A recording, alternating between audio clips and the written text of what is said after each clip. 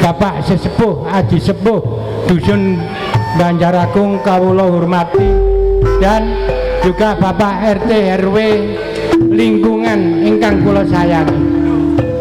Kula menika wakilipun Bapak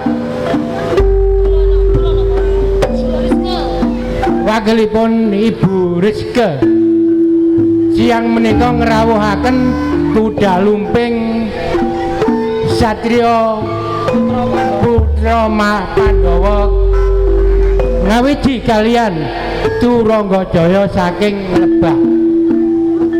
Pramila ngrawuhi undangan saking Ibu Rizka. Kala rumiyin Ibu Rizka nggadah ungel utawi nadar. Nadaripun mekaten, anak besok nek awakmu sunat tak tanggapno kuda lumping. Alhamdulillah Ibu Rizka sekeluarga angsal doa restu panjenengan.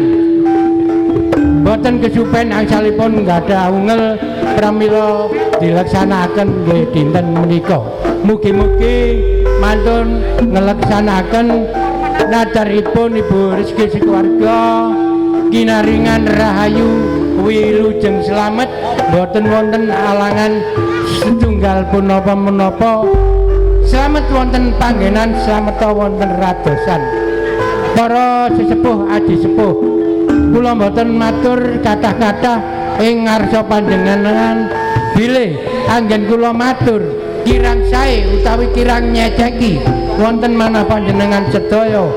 Kula sarombongan Turanggajaya kalian Putra Pandawa kula nyuwun agunging sak kathah-kathahipun. Kula akhiri, assalamualaikum warahmatullahi wabarakatuh. Allahumma sholli ala Muhammad